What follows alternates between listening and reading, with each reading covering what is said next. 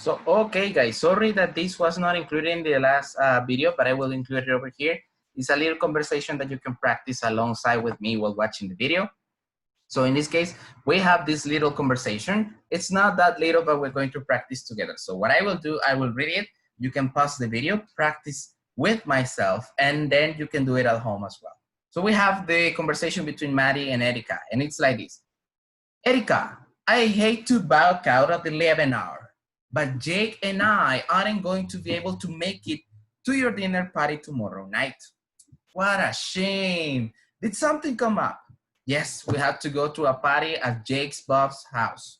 Jake had told me about it for a couple of weeks and it spilled my mind. You are going to be missing out on a great meal. I'm making duck with olives and couscous. I already bought the duck. You better freeze some of it. I feel awful. You must think that I'm the biggest flake. Don't sweat. These things happen. Let me make it up to you. I like you and Alex to come to the dinner to our place next Saturday. Okay, that sounds good. I just remember, Alex's parents are visiting for the weekend. Don't bring them along. The more, the merrier. I better check with Alex. I'll call you late tonight to confirm. So that is the conversation. So now I will read it for you one more time. I will make the pauses and I will be taking roles. So the first role that I will take is Mary. You will listen to Mary's part. You practice yourself the part of Erica, and then you do the opposite, okay? So I will give you the time, and I will leave the spaces for you to practice. So we have, Erica, I hate to back out at the 11 hour, but Jake and I aren't going to be able to make it to your dinner party tomorrow night. Yes, we have to go to a party at Jake's Bob's house. Jake had told me about it a couple of weeks ago, but it slipped my mind. You better freeze some of it. I feel awful. You must think that I'm the biggest flake. Let me make it up to you. I like you and Alex to come to a dinner at our place next Saturday. Bring them along too. The more the merrier. Now I will do the same, but this time I will be Erica, so I will leave the space for you to talk. So I start. What a shame. Did something come up? You're going to be missing out on a great meal. I'm making duck with olives and couscous. I already bought the duck. Don't sweat it, these things happen. Okay, that sounds good, but remember, Alex's parents are visiting for the weekend. I better check with Alex. I'll call you later today to confirm. So I will explain to you just in a quick way what I was explaining, the meaning of the back out. It means that you regret something, like you promised to do something, but at the end you didn't do it. At the 11 hour, it means at the last minute that you had something prepared, but at the end you couldn't attend to that. We have the next phrase that what a shame something come up. It's used to say like, you know, it's a shame that you couldn't come. Did anything happen? Do you have any other plans? Something important? And then you have, it slipped up my mind. That means that I forgot. That I had the idea in my head, but then I forgot. You're going to be missing out on a great deal. Missing out, that means that you're not going to be able to experience something. I feel awful. That means I feel terrible.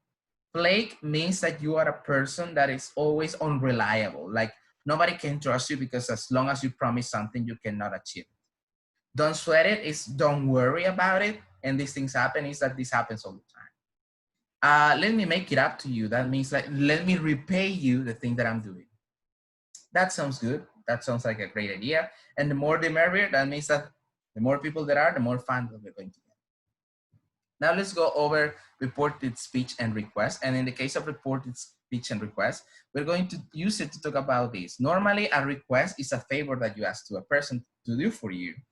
And when you want to use reported speech, you want to basically retell what another person has told you before. En pocas palabras, en español sería como contar lo que alguien ya nos dijo. Es como si en español yo dijera, ¿podrías abrir la puerta por mí? Y yo le contara a alguien más, me preguntó si podría abrir la puerta por él. Okay, that's the meaning in Spanish. So we have some examples and we have, she said, this is not part of the sentence. This is just here to exemplify who is speaking.